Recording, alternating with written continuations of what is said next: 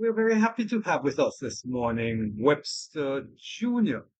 Webster Jr. has been living in Canada for some 22 years. Uh, how has it been, Webster? It's been an interesting ride. When I first came up, I wasn't used to cold weather or snow, so I had to have a little time adjusting to it. I've managed to adjust to it, but it still affects me. But I've been able to get through weather-wise. What's it like for a young person moving into Canada at the present time in 2025? The possibility of settling in comfortably and also obtaining employment. Things are a bit tough right now. The economy is not as good as it used to be. There are still employment opportunities, but it requires a lot of effort and a lot of dedication in order to get them. The way of actually applying and navigating the job market is is different, and different methods have to be applied in order to be successful in that endeavor. Is there any reciprocity between the education that is acquired overseas and what exists in Canada? For instance, let's say that one has been qualified as an engineer or in any other profession. Can one move with that qualification and integrate seamlessly in the educational system or professional system in Canada? Or is there a requirement for one to go through some sort of additional training in Canada? Okay.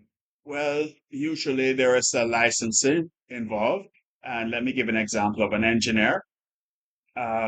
You might have to take the licensing exam within Canada to make sure that you are actually compliant with their standards, even though you might be educated and working abroad. Same thing with medicine. You would have to do an internship. I believe it's 1 year.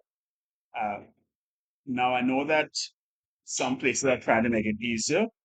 I know that Ontario is trying to actually reduce those standards to actually make it easier for people that immigrate to Canada to actually be able to integrate and enter the job market a lot easier.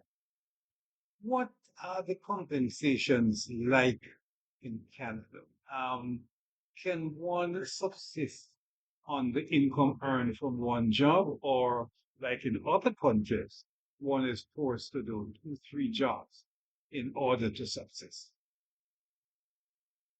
Okay, so that question is going to depend on where you live. Because in let's look at Toronto, for instance. Toronto is a very desired area where people want to live. If you want to live downtown or within that core, then obviously rent is going to be a lot more expensive than if you want to live, say, in the suburbs, like in Etobicoke or maybe even outside Mississauga or other towns and commute in. So it all depends on where you decide to live. Now, if you're having a situation where your income is a bit less than a high wage earner, then you might have to live further away in order to stretch it, in order to survive within Canada. How accessible one, let's say, transport is? It's a very efficient system in terms of moving in from the suburbs to work in the metropolitan part of, let's say, Toronto. Okay, so you got the subway system, which is well established, where it has been expanded within recent years to expand further northward and further eastward. And then you have the LRTs, the light rail transport, which connects with them, and a bus system and a train system. So within that transportation grid, you be able to actually travel in a efficient way to get where you need to go. What kind of social adjustment would one say moving from Jamaica to Canada need to make? Uh, say in going to Canada. Depends on the culture. And if you look at Canadians, they're very, very reserved and they tend to, if it's a neighborhood, they tend to stay in their houses. If it's a condo, they tend to stay in their condos. And I guess they would associate church and other social activities. Whereas in Jamaica, you will have people, hanging outside their houses, in the streets. Uh, so they're, it's a lot more sociable outside of Canada than in Canada. Are you saying that the Canadian tend to be a lot more conservative than, say, Jamaica? When you mean conservative, do you mean in terms of their social Yeah. interactions? Yes, I would say so. What is the racial situation? Is there a racial divide that is experienced by majorities, or is it a lot more tolerant? Depends on where you are. What happens is that in terms of the integration pattern of people coming in Canada, a lot of them move to the major cities, which are Toronto, Montreal, and Vancouver, um, at a disproportionate rate compared to other areas of Canada. So within Toronto now, the Anglo white population is trending towards a minority in that city, maybe under 50%. Ah, So if you're in a major city such as Toronto or Montreal, you're a lot more used to dealing with other people and other cultures than you would be if you are in a rural part of Canada. what is the present stance of the Canadian government? Are they encouraging immigration? Is Canada, for instance, still underpopulated? Is there a heavy dependence on people So, moving into Canada? so the population of Canada right now stands at 35 million people. The government that's in place, the Liberal government, they have been in power under different leaders for the last 10 years, 9 years under the former Prime Minister Justin Trudeau, under 1 year under the present Prime Minister Mark Carney.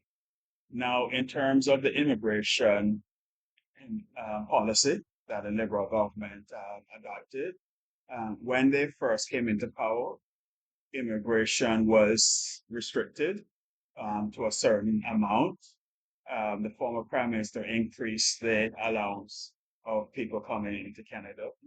A lot of them came from countries like India, Pakistan, Sri Lanka, other countries. So you have a lot more minorities coming in and settling within the Canada. The other good thing about it, though, is that because the populations have increased to a significant amount, each of these minority groups, they have their associations, they have their cultural centers where people who immigrate can actually touch base with them and better integrate into the society because of that. You're not suggesting that there is a culture within a culture. What, for instance, integration, the immigrants um, becoming a part of the Canadian society, So, something that so, is so, very so previously, and you're talking about way back in, I think it was 1973 or 1974. One of the former Canadian prime ministers, that was here, Trudeau, he came up with a concept called multiculturalism. And that concept meant that formally, before he introduced the concept of multiculturalism, the vast expectation is that anybody that comes into the country would completely integrate with the country's culture over preference of their own. Now, with multiculturalism, the policy encouraged people that immigrated to keep aspects of their culture uh, because he felt, or his government felt, that it would make them more at home and it help their well-being within Canada.